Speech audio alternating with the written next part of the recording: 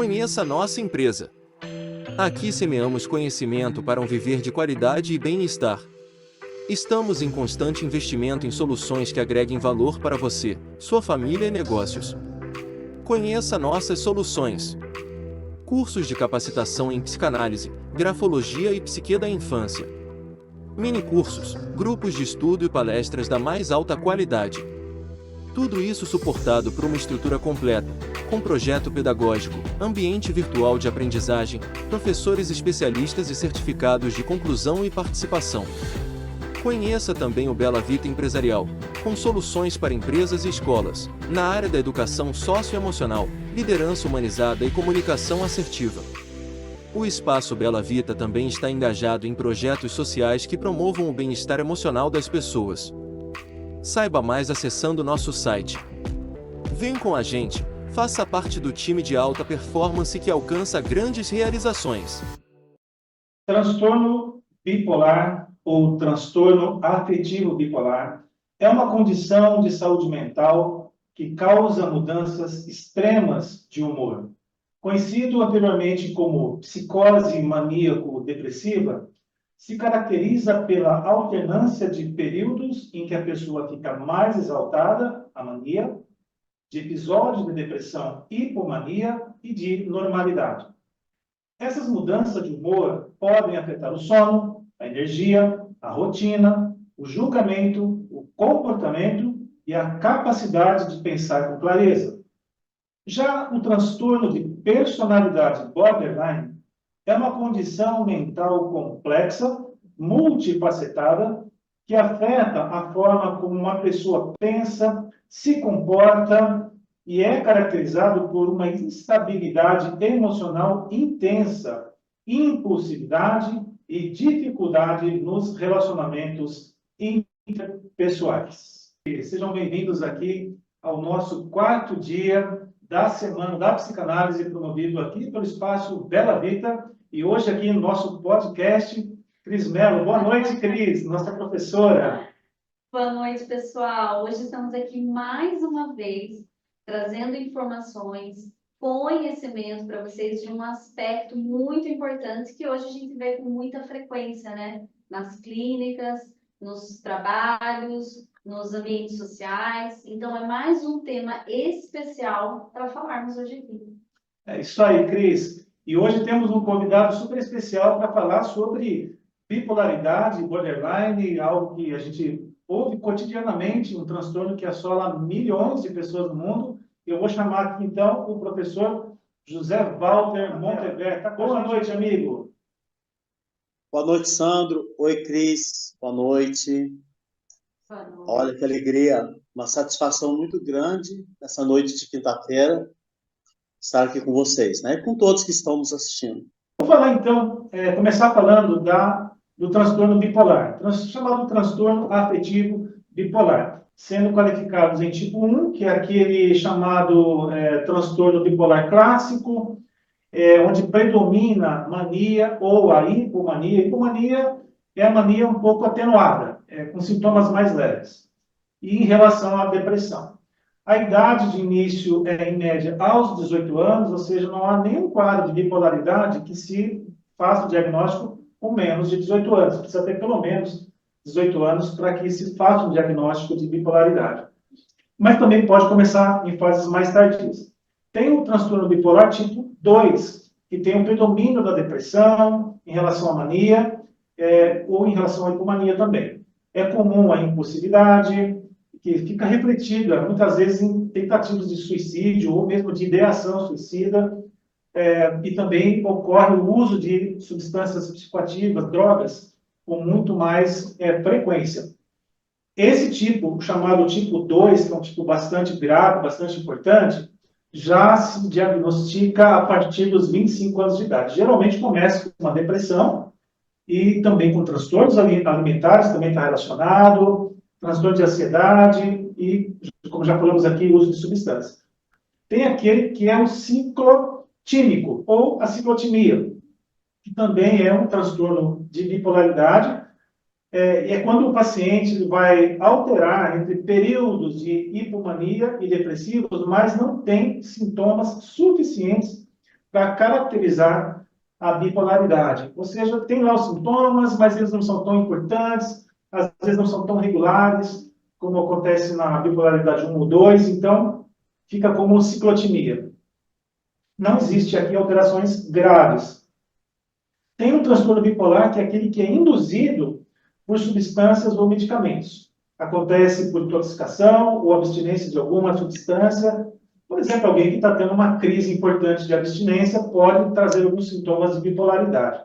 Ou acaba exposto a algum tipo de medicamento, por ocasião de algum tipo de internação, tratamento, vai ter que fazer uma medicação assim que pode produzir sintomas bipolares. E tem a bipolaridade que é resultante de alguma condição médica. Aqui vai um período persistente de humor deprimido, que é consequência de uma outra condição, por exemplo, como AVC, esclerose múltipla e lesões cerebrais traumáticas. Ô, Cris, qual que é a ocorrência que você percebe na clínica de pessoas que buscam terapia e que têm esse quadro da bipolaridade diagnosticado? Você tem pacientes nesse quadro? Tenho. Isso hoje ainda é comum a gente ver na clínica, mas a pessoa, ela vem para a clínica e é interessante esse ponto, né? Até o Monteverdi vai explicar depois melhor para a gente. Por quê? Porque geralmente elas vão em duas formas. Quando ela está depressiva, e ainda a gente não tem a condição da bipolaridade, porque como você falou agora aqui, a bipolaridade, ela leva um tempo muito grande para a gente poder diagnosticar. Porque como que eu vou ter o diagnóstico da bipolaridade? Quando eu entro em mania. Então, o diagnóstico ele só é dado pelo psiquiatra, né? Nós não damos o diagnóstico, a gente encaminha o paciente para o psiquiatra quando ele tem um quadro de mania. Se ele não tiver o quadro de mania, nós temos que estar ali atentos aos sintomas, ao que o paciente vai trazer, porque às vezes esse quadro de mania ele é imperceptível. Porque eu penso assim, que a bipolaridade ela é igual uma tomada. Eu não gosto de falar muito de tristeza e alegria. Eu gosto de falar de energia.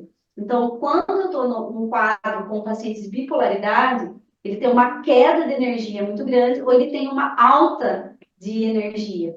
Então, e para você dar esse diagnóstico, para o médico dar esse diagnóstico, precisa ter uma mania, porque senão a gente pode ocorrer um equívoco em relação à depressão e ao quadro de bipolaridade. Então, quando esses pacientes vêm, nós, como psicanalistas, temos que ficar muito atentos para não diagnosticar, dar um possível diagnóstico e encaminhar para a psiquiatria. Mas a recorrência hoje é muito grande, porque ainda não se tem noção do quadro, não se tem informações para que as pessoas saibam a necessidade. Então, ou ele vem porque ele está depressivo, ou a família leva, por quê? Ou está gastando demais, ou está bebendo demais, ou está com uma sexualidade muito avançada, o que não é padrão do paciente.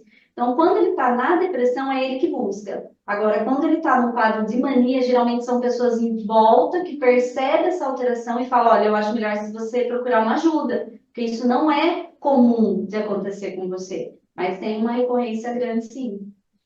E, de fato, a gente observa muito, até porque dados da Organização Mundial da Saúde indicam que o transtorno bipolar acomete cerca de 140 milhões de pessoas no mundo todo.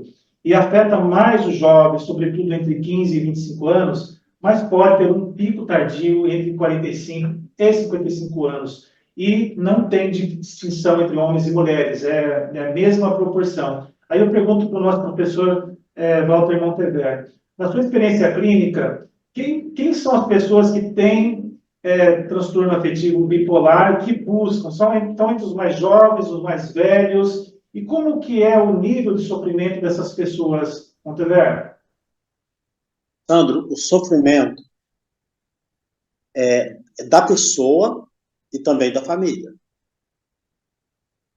E a Cris foi muito feliz quando ela coloca que é o maníaco, é no estado maníaco que nós vamos ter uma ideia de bipolaridade, nós como psicanalistas. É interessante, nós como psicanalistas, que nós somos, de certa forma, nós fomos pegos de surpresa, né? Nós não esperávamos por isso. Nós esperávamos trabalhar com os neuróticos, ajudar os neuróticos a, a, a encontrar, a visitar o seu inconsciente, resolver questões que estão recalcadas, e agora, nessa virada de século e nesse mundo pós-Covid, nós nos deparamos com uma incidência enorme, gigantesca, gente, de transtornos modernos. E entre eles, com toda sinceridade, o bipolar é o que está predominando.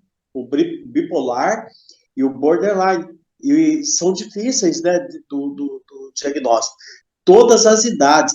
Gente, a partir dos 22 anos, na minha clínica, a partir dos 22 anos, dos 22 aos 60, a incidência da bipolaridade é muito grande. Então, pessoas com quem nós convivemos antes dos 20 não tinha sintoma nenhum e agora estão apresentando. E olha, esse momento é muito especial para os psicanalistas, para os alunos, para os profissionais de saúde mental. Ô, Cris, quantas vezes o paciente depressivo é dado como curado? Por quê? Porque ele chega no teu consultório, tá tudo diferente. Ele se libertou da depressão, ele não tá mais depressivo. Aquela vida de angústia, Sandro, o desânimo, vontade de morrer, tudo, ninguém presta, o mundo é ruim, acabou. O paciente chega, troquei de carro, né? Terminei meu noivado, mudei de emprego, financei um apartamento, a vida é linda, a vida é dela. Aí você diz assim, como eu sou bom. Eu curei meu paciente. E tem uns aí que arrisca até dar alta. Então, pessoal, presta atenção. Sintomas, sinais de bipolaridade.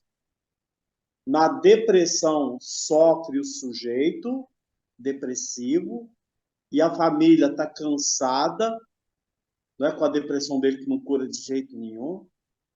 No maníaco, quem sofre é a família. Pessoas com 15 anos de casado, ama o casamento, de repente sai da depressão e vai procurar o ex. Quem está ali? Então a família, gente, a família sofre assustadoramente. E a Cris colocou para a gente, né? No estado maníaco, a família empurra ele para a clínica, com certeza. E tem uma questão interessante também, que as pessoas sempre me perguntam, os pacientes, quando eles vêm para o consultório, falam assim, mas por que eu sou assim? Às vezes eles querem uma resposta do porquê do quadro, né? E quando nós temos o transtorno bipolar, nós temos uma reincidência muito grande em relação à genética. A genética, ela predomina na questão da bipolaridade. Aí eles perguntam assim para mim, geralmente os familiares, né? Mas como que isso se deu? Nós temos a questão da genética e nós temos os fatores externos. Os fatores externos que são os gatilhos para que esse quadro de bipolaridade se faça presente. Então, tudo que for gerado de uma forma de estresse, um ambiente estressor, ele pode gerar esse quadro de bipolaridade. Então, se eu pego lá a minha árvore genealógica e eu coloco lá, começo a observar a minha família como ela é, talvez você não vai encontrar propriamente o quadro de mania, mas você pode encontrar, por exemplo, um avô que era muito irritado, tinha uma irritabilidade muito grande, ou que bebia muito, tinha a questão do álcool muito predominante na vida dele, tinha alguns picos, né, de energia dentro da questão familiar. Então, quando você pega essa análise da árvore genealógica, você começa a observar que existe uma tendência genética disso. E aí, quando ela se junta com um ambiente estressor, ou um ambiente onde tem muitas brigas dos pais, né, onde aquele ambiente ele é tóxico, ali tem um estresse emocional, eu posso dar um gatilho para o quadro da bipolaridade. E aí você pode perguntar assim para mim, né? Por exemplo, eu estou falando isso porque são os parentes que geralmente vêm com essa pergunta. Cris, mas não tem cura, não tem como isso. Por que não muda isso? Por que a gente sempre tem esses quadros dentro da constituição humana? Porque depois até o Montever pode colaborar com isso. O que determina essa genética são mais de 200 genes importantes na nossa vida. Então, não tem como eu extinguir essa questão, não tem como eu curar, porque o quadro de bipolaridade, ele vai ativar, como eu sempre falo, a questão de alguns genes, porque é aquilo que a gente fala, entre o veneno e o remédio, a questão é a dose. Eu posso curar ou eu posso matar com a questão da dose. Então, quando eu tenho ali uns genes que são ativados exageradamente, por um ambiente estressor, eu desenvolvo o quadro de bipolaridade dentro da família. Então, quando eu conheço a estrutura, eu posso, de repente, ponderar um quadro mais tranquilo, um ambiente mais favorável, para que isso não se desenvolva. Por isso, a importância da gente se conhecer e conhecer os nossos pais, os nossos avós, como nós fomos constituídos, né? Muito bom. Exatamente. O fator genético é um dos temas que precisa ser realmente levado em consideração, até porque está na literatura médica, apesar de não se saber exatamente quando, por que se manifesta, mas se observa, sim, quadros parecidos ou relacionados na família. Porque a causa exata do transtorno afetivo bipolar, ela é desconhecida até então. Estudos vão sugerir que pode estar associado a alterações em certas áreas do cérebro e nos níveis dos neurotransmissores, como, por exemplo, a noradrenalina e a serotonina, que também estão relacionados a quadros de ansiedade. Esse desequilíbrio, então, em tese, refletiria em uma base genética, como pontuou aqui a Cris brilhantemente, ou hereditária para o transtorno. E, geralmente, o quadro surge com uma fase de mania, de início súbito. Até então, não tinha nada. De repente, há uma manifestação de mania que pode durar semanas ou meses. E após esse primeiro episódio de mania, há um risco de cerca de 90%, segundo a literatura, dessa pessoa apresentar um segundo episódio em algum momento da vida, ou seja, a bipolaridade teve o seu start, o seu início. E pensando aqui um pouco, Cris e professor Montever,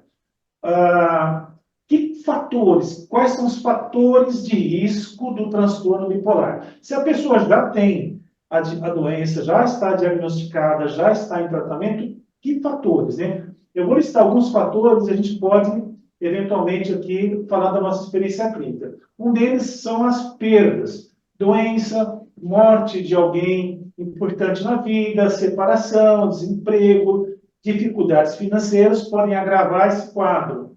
Ganhos também podem agravar esse quadro, já que a gente fala de episódios depressivos e maníacos. Por exemplo, casamento, reconciliação, gravidez, nascimento, melhora em padrão financeiro, ou seja, coisas que em tese são muito boas, traz uma percepção de felicidade intensa, também pode produzir um agravamento, especialmente na fase maníaca.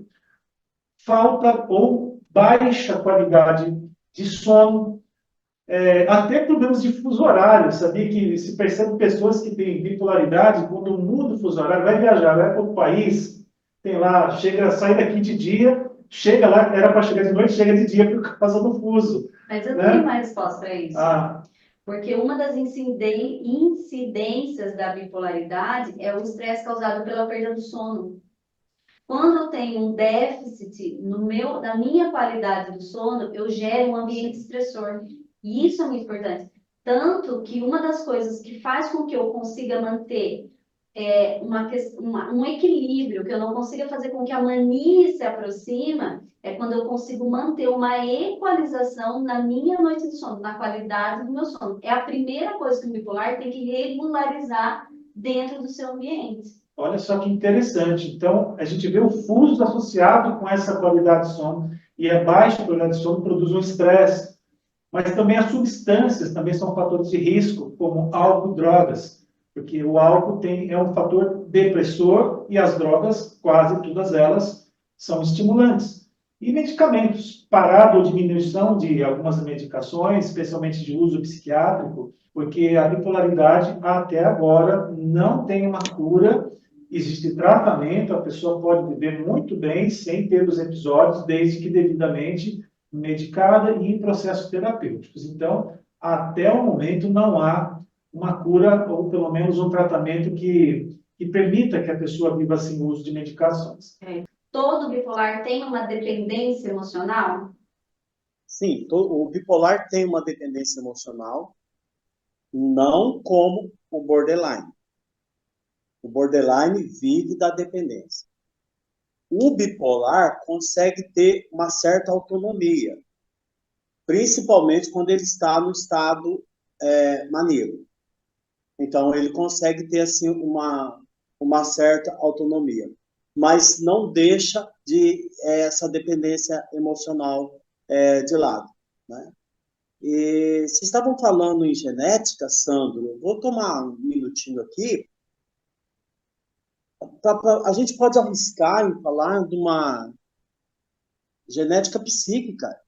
O que é o neurótico, psicótico e o pervertido que Lacan traz?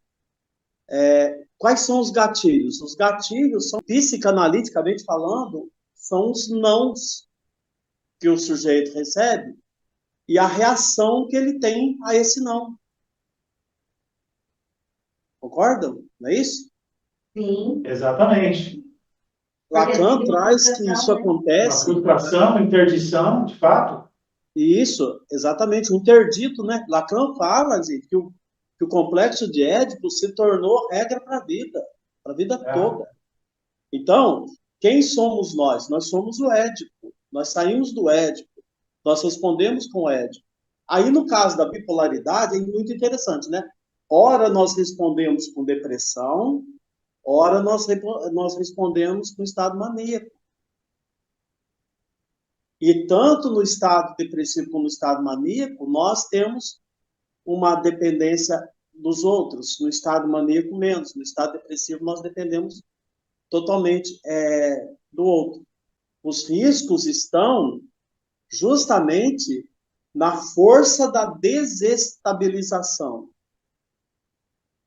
O que é o bipolar? É o humor desestabilizado. Não tem uma estabilidade de humor. Eu não sei se eu sou carrancudo e não sei se eu sou carismático. Uma hora eu sou carismático e eu estou feliz com todo mundo, e outra hora eu sou carrancudo e as pessoas não podem nem chegar perto de mim. Então, é o bipolar. Agora, na questão da desestabilização de humor, se não tiver uma intervenção médica, quais são os riscos? Doenças psicossomáticas e até suicídio. Por quê? Porque ele não vai aguentar essa desestabilização constante. Por isso que tem o medicamento, não é? E nós, psicanalistas, nós precisamos respeitar a ciência, porque nós somos também da ciência. Então, nós precisamos do tratamento psiquiátrico urgente para a estabilização desse humor. Porque tem muita gente que fala, mas eu tenho que tomar remédio, eu não quero tomar, e às vezes ele começa a sentir bem e interrompe a medicação, né? Mas esquece que está bem por causa também da medicação. Né? E se você for pedir, por exemplo, um exame, a pessoa ela vai perceber que ela tem uma baixa de lítio muito grande. E isso é importante identificar. Porque, assim, os exames, quando a gente solicita com o paciente para que ele vá para o psiquiatra e o psiquiatra pede vários exames, é para irmos eliminando outras possibilidades. Porque no exame não vai dar o diagnóstico bipolaridade, mas nós vamos eliminando outras questões, fazendo um cruzamento de informações para chegar no possível diagnóstico da bipolaridade. quando eu não tenho uma recorrência do quadro de mania, que nem você falou, né? Nós temos uma falha nos neurotransmissores no cérebro, que ele dá essa recorrência. E como que funciona isso? Quando eu tenho um quadro de mania, vamos supor, eu consigo entender que eu estou em mania. A próxima recorrência disso, se eu vou ter o gatilho estressor, como você falou, pode ser uma perda, um luto, ou uma emoção muito exacerbada, de felicidade e tudo mais, eu tenho a recorrência da mania. O intervalo dessa recorrência, ela pode ser grande. Eu posso ter um quadro de mania, por exemplo, com 20 anos e um outro com 30 anos de idade. Só que do segundo para o terceiro, esse período de 10 anos, ele pode diminuir. E aí, o que acontece? Do terceiro para o quarto, ele diminui mais ainda. Do quarto para o quinto, ele vai diminuindo mais ainda. A frequência. Vai aumentando a frequência. A gente costuma dizer que como que funciona? A mente, ela aprende a ser doente. Então, ela vai resgatando aquela questão e ele vai tendo essa recorrência muito grande. E qual que é o nosso papel, por exemplo, como psicanalista? Eu penso que é o quê? Manter um equilíbrio para que essa mania, essa recorrência, ela não venha diminuindo com o tempo. Eu prolongo o tempo dessa crise de mania para que essa pessoa tenha qualidade de vida. Porque é a mesma coisa de você ficar batendo. Por exemplo, eu bato sempre o meu braço, fico ali batendo toda hora. A primeira vez vai doer, a segunda vai doer mais ainda, a terceira mais ainda, até que ela vai doer tanto que vai formar uma ferida. Então, essa falha nos neurotransmissores, em relação à recorrência da mania, é mais ou menos assim. Então, a partir do momento que ela vai recorrendo, tanto que existe um teste que foi feito com ratos, que eles foram dando choques nos ratos, para desenvolver a questão quando eu tenho epilepsia, Ok, uma convulsão. Isso, eu estimulei em ratos convulsões. Então, a primeira vez que eu estimulei o ratinho desenvolveu uma convulsão. Na segunda vez, desenvolveu. Na terceira, ele já convulsiona sozinho. Uau. Então, eles fizeram esse teste e compararam com essa questão da recorrência da mania nos quadros de bipolaridade. Inacreditável. Incrível. Faz todo sentido isso. A pessoa se acostuma com aquele quadro e começa a sofrer tanto e se acostuma também com o sofrimento. E por falar nisso, por falar em sofrimento e em quadros de doença que são tão recorrentes, vamos ver algumas características do episódio maníaco e também das fases depressivas da bipolaridade. Por exemplo, na mania, é muito comum ter uma autoestima inflada, autoconfiança, grandiosidade e até delírios de grandeza. Pode ocorrer uma redução da necessidade de sono, a pessoa já não consegue dormir, fica num estado de vigilância. É também observado uma fala muito rápida, difícil até de interpretar. Fala rápido, alto e difícil de interpretar. A eloquência, né? Uma eloquência desconectada, gestos excessivos, e pode ter, inclusive, ter a fuga de ideias. Impulso, fantasia, comportamento sexual aumentado, essa sexualidade exacerbada, sem censura, aumento da sociabilidade sem se incomodar com a intrusão ou inadequação, né? Vai onde não foi chamado, dá opinião quando ninguém pediu, não é fácil não. Agitação e inquietação psicomotora e o pior, um dos piores aqui, né? Tudo aqui é muito grave, né? Mas os gastos, assim, a pessoa começa a fazer conta, fazer dívida sem controle, porque ela está numa euforia. O episódio maníaco também é chamado popularmente de episódios de euforia. E as características da fase depressiva? Alteração de apetite com perda ou ganho de peso. Pode parar de comer, pode querer comer muito. Ela sai do equilíbrio. Sensação de fadiga, perda de energia, coisas comuns ao episódio de depressão clássica, por exemplo, né? Apatia, perda de interesse ou prazer, pensamentos recorrentes de morte ou suicídio, sentimento de culpa ou inutilidade. Sentimento de inutilidade é algo bastante observado. Desânimo, cansaço mental, tendência ao isolamento, ansiedade e irritabilidade. Professor Montevideo, o que a gente faz com tantos quadros, né, terríveis aqui de pessoas que vivem esse tipo de sofrimento? Eu fico imaginando a família. Quanto sofrimento, Sandro, que a família tem. E nos dois estágios, tanto no maníaco como no depressivo. Principalmente quando acontece a fuga das ideias. O que nós recomendamos? É claro, o tratamento é psiquiátrico, não é? Nós não vamos fugir disso. E a psicanálise? A psicanálise vai oferecer o ouvido, o ouvir. Vai chegar um momento que ninguém mais, com toda sinceridade, vai chegar um momento que ninguém mais suporta o depressivo. Só nós, os analistas. E na psicanálise, ele tem a oportunidade de destravar o diálogo, sem forçar.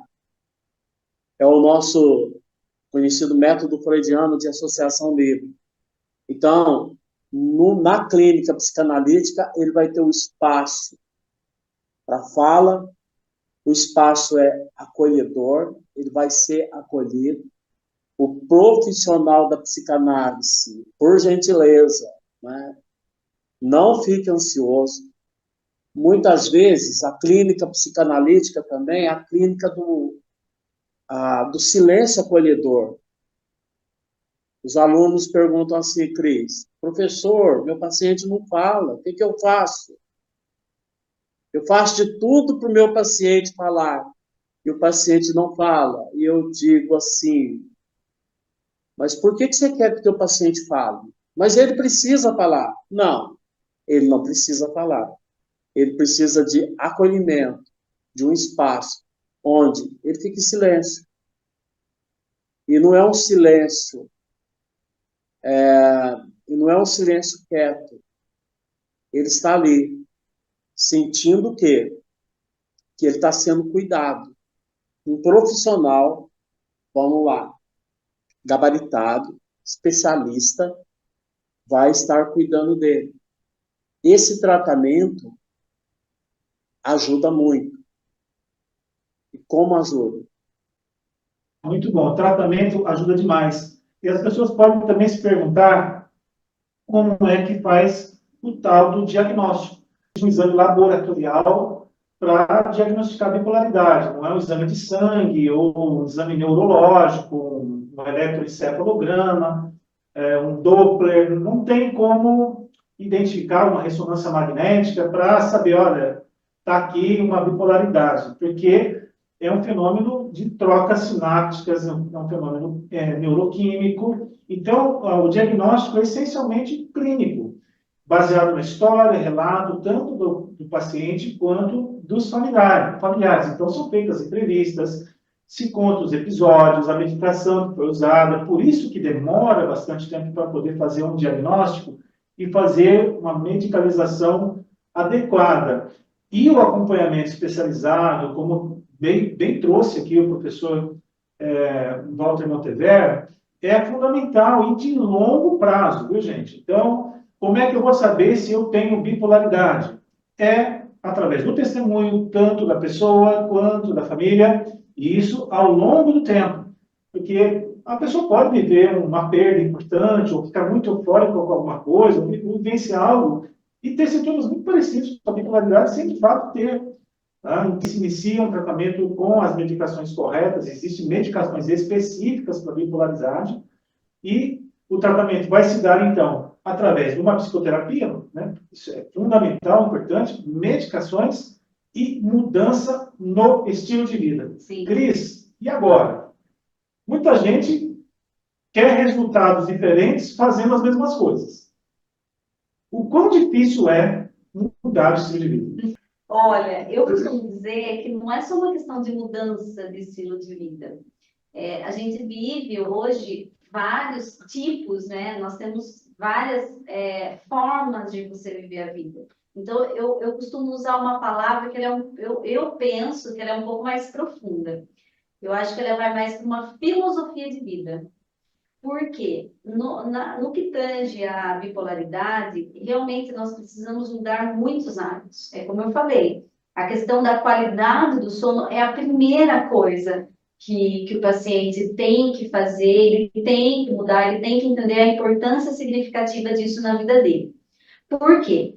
Nós ainda temos o privilégio de viver num país tropical, onde nós temos luz natural muito saudável. Nós temos uma luz natural muito importante.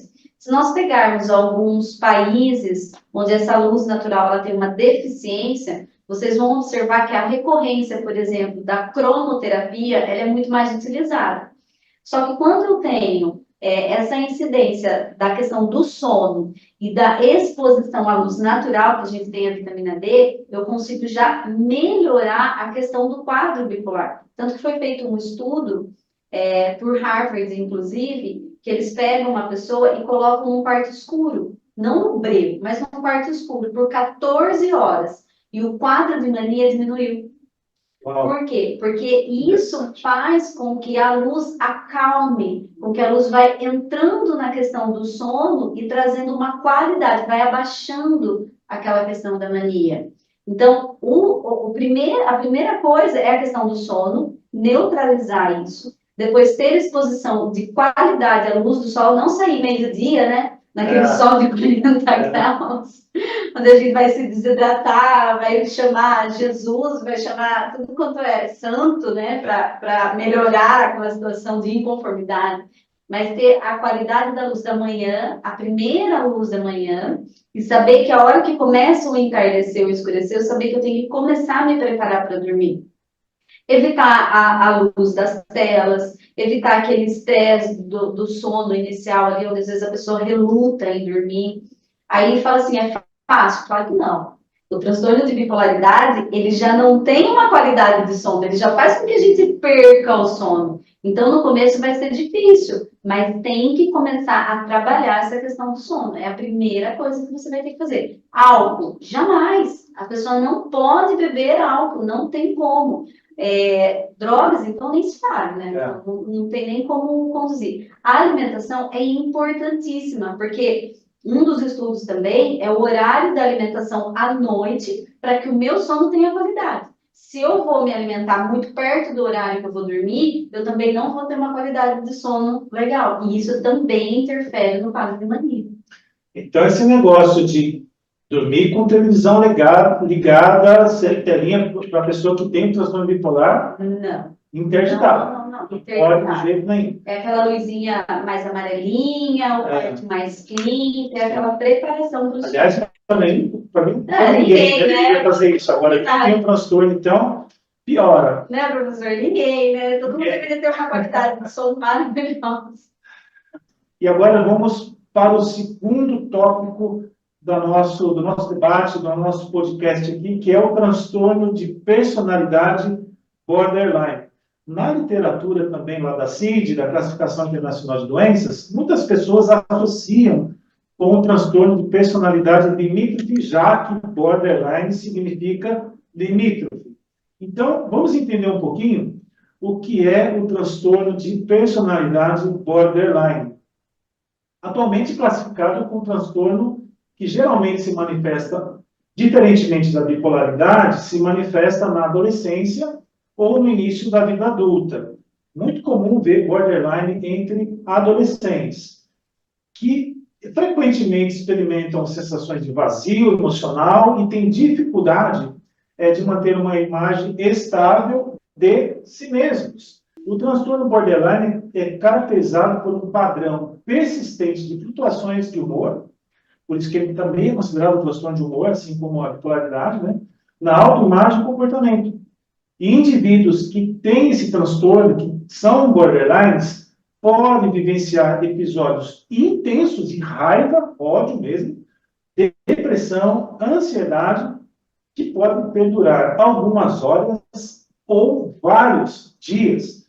Porque quem está vivendo esse quadro tem medo intenso de abandono, tem sensação de instabilidade que pode ser avassaladoras, tem incapacidade de tolerar a solidão, tem expressões inadequadas de raiva, impulsividade às mudanças, e com muita frequência, mudanças profundas de humor que podem afastar pessoas, mesmo que dentro delas haja um desejo genuíno, assim, de relacionamentos duradouros, mas as posturas, as atitudes dela vão afastando bastante as pessoas. Professor Walter Montever, falamos da bipolaridade, como ela é frequente no dia a dia. E o borderline? Como tem sido esse manejo na clínica, professor Montever? É interessante, né, que quando a gente fala quando nós começamos a falar do borderline, parece que estamos falando do bipolar, não é? Não é isso? Verdade. Então, mas são diferentes, né? Porque o psicótico bipolar, ele trabalha com a razão, e a razão deprime. O borderline é 100% emoção. Então, nele, não se observa a razão. E é aquele tipo de emoção, Sandra, que faz com que o sujeito vá do céu para o inferno em questão de segundos. E sai do inferno e volta para o céu também em questão de segundos. O borderline, ele tem um medo, não é? Ele tem um medo do que o ego dele seja desintegrado totalmente. E aí, ó, a Catarina perguntou lá do bipolar, da questões afetivas. O borderline, ele vive de emoções e de dependência das pessoas. Então, ele depende integralmente das pessoas. Ele vai para a clínica, por quê? Porque ele levou um fora. Mas por que ele levou fora? Porque uma pessoa teve, sinceramente, gente, a pessoa teve a felicidade de se livrar dele. Porque não é fácil lidar. Não é fácil a pessoa se livrar de um relacionamento borderline. Então, a pessoa com quem ele convive é para ele um anjo e é também um demônio ao mesmo tempo. Ele investe toda a emoção nas pessoas. E quando as pessoas não correspondem, ou seja, de engraçado vai para desgraçado, né, em questão de segundo. Uma das coisas que a gente não pode negar, gente, eu acredito que no final do século passado, quando terminou a Primeira Guerra Mundial, nasceu uma sociedade diferente daquela que entrou. Em 1914, estoura a Primeira Grande Guerra Mundial, e depois nós tivemos aí uma Europa destroçada, a desarmonia, o mundo em processo de reconstrução. E depois também, né, nos anos 40, tivemos a Segunda Guerra Mundial, e dali nasceu uma nova sociedade, né? Sociedade que foi para a pós-modernidade e está aí confusa até hoje. Agora, pessoal, nós saímos da Covid, parece que saímos da Covid. Foram 2 anos marcantes, extremamente marcantes. Quando a Cris falava lá do bipolar, né, das circunstâncias, a pandemia, o ficar em casa, o isolamento, despertou muito. Criou o bipolar. Agora, o borderline já é uma maneira de ser. E no período da pandemia, se descobriu muitas questões do borderline. Manejo clínico, gente. Ficar esperto, né? Ficar atento para a fala do paciente. Essa fala de dependência, essa fala agressiva e, ao mesmo tempo, amorosa. O que nós podemos fazer com ele? Trazer ele para dentro dele mesmo, né? Falar para ele que ele existe, diminuir relacionamento. Exatamente isso. Em um ano, a pessoa teve 5 relacionamentos e ela está arrebentada. O borderline é assim. E todos os relacionamentos deixaram nele marcas profundas, marcas de angústia, de depressão, de desânimo. E, por outro lado, ele deixou marcas nas suas vítimas também, sugou muito as suas vítimas, deixou as vítimas arrebentadas. Então, qual seria um caminho? Jejum de relacionamento. Diminui relacionamento. Vai conviver com você mesmo, para você descobrir a tua potencialidade, as tuas características que são boas. Eu acredito, Cris, Sandro, que esse é um manejo clínico. Nós podemos começar por aí. Excelente, professor. E pensando em todos esses sintomas que o transtorno borderline provoca na pessoa, vou também perguntar aqui para a Cris, se por um lado a bipolaridade tem traços genéticos que vão fazer despertar em algum momento esse transtorno, então a gente pode pensar, é um transtorno psicótico que tem uma raiz genética. Ela também é potencializada pelo cenário, situação social que a pessoa vive, pode precocizar a aparição e o desenvolvimento de um transtorno afetivo bipolar. Já o borderline, como bem trouxe aqui o nosso professor Montiver, ele começa a aparecer com a mudança da própria sociedade. Então, será que o borderline ele é um fenômeno que a vida, o estilo de vida, ou lá, sei lá, no complexo de Édipo, naquela fase que se estruturam as clínicas, seja a neurótica, da perversão ou a psicótica, será que esse é um nascedouro possível desse borderline? Talvez a forma como os pais lidaram com aquela criança, ou situações que ela viveu, que provam, parece que ele está em busca de algo, e nada é suficiente. Então, ela se sabota, ela se agride, muitas vezes, agride pessoas. Então, não parece ser algo genético nesse caso? Nós temos alguns autores na psicanálise que eles vão trazer para a gente que essa condição ela pode ser pré-estabelecida desde ali do seu primeiro aninho de vida. Uau. Por conta do manejo dessa mãe, o quanto a mãe ela consegue integrar essa criança no meio, porque existe uma questão de pertencimento.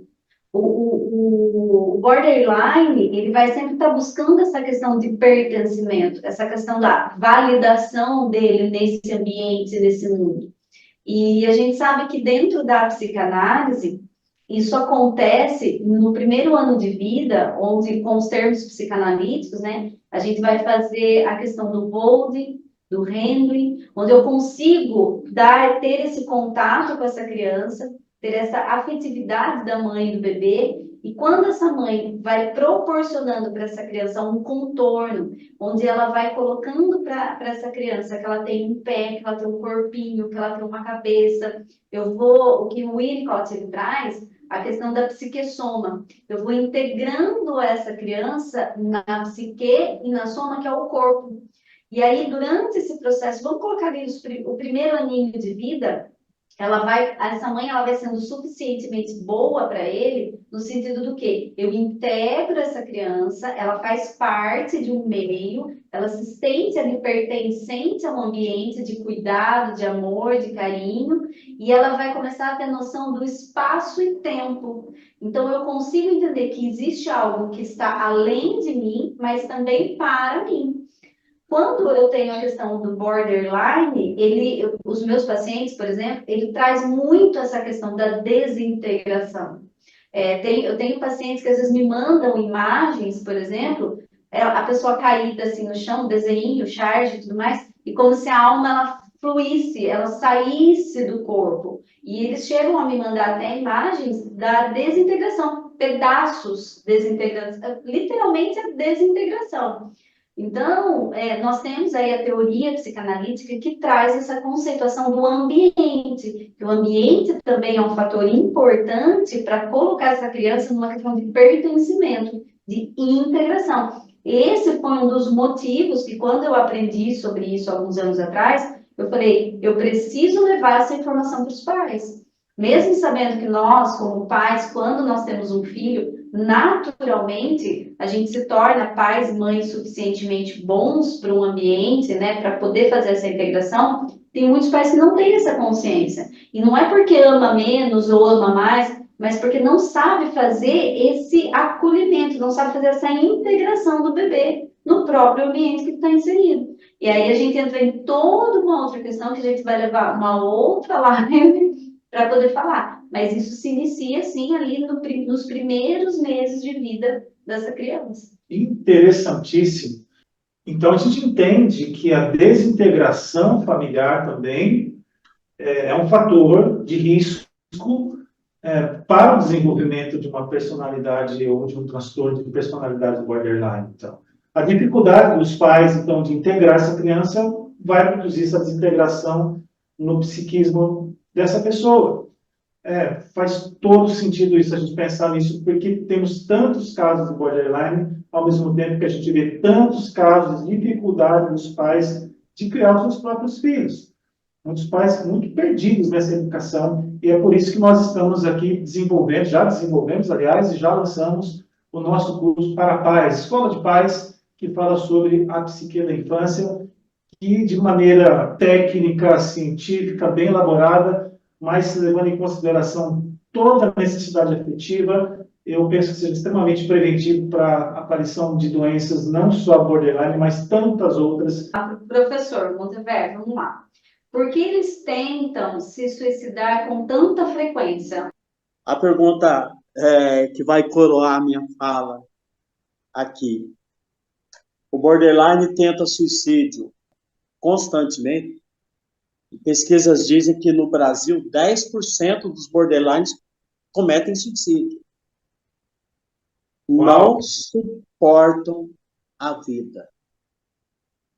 O peso da vida não é para eles. A desestabilização, como lá no bipolar, aqui também existe, não suportando essas alternâncias e não tendo retorno das suas ansiedades, eles não encontram outro caminho a não ser acabar com a própria vida. Outra coisa, não pertencimento. Gente, se eu não pertenço a nada, o que eu estou fazendo aqui? O borderline, ele é tão infeliz que ele não pertence a nada. Quem sou eu? Eu me apresento para vocês em homenagem ao Dia das Mães. Eu sou resultado do olhar materno. O olhar que eu tive, o olhar que eu não tive. O olhar suficientemente bom e o olhar deficiente. E eu vou desenvolver a minha vida toda correndo atrás desse olhar que eu não tive. O olhar que não me proporcionou o ambiente facilitador. O que seria a clínica, então, Cris? Um ambiente facilitador que o Winnicott traz. O olhar que o nosso paciente não teve. O olhar distorcido que desgastou com a vida dele. E a clínica, a psicanalítica, vai mostrar para ele que ele tem um pertencimento, sim. E ele não precisa morrer. Ele não precisa acabar com a própria vida. Ele pode se encontrar. Ele pode refazer a sua história. Muito obrigado, professor Montever, pela participação aqui na nossa Semana da Psicanálise. Uma honra tê-lo aqui conosco. Obrigado pelo seu tempo. Muito obrigado mesmo. Cris, seu boa noite.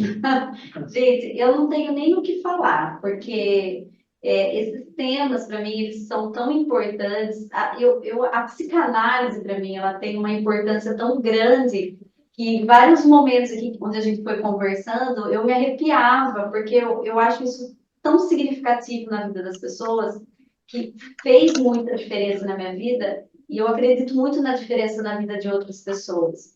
Então, eu peço por mais informações, né? A gente almeja mais informações, porque não pode ficar só conosco, a gente tem que transmitir. Nós temos que fazer mais workshops, levar essas informações adiante, e a gente está aqui para isso, para conversar, para bater papo, para discutir ideias. Esse é o nosso objetivo aqui também com a Semana da Psicanálise.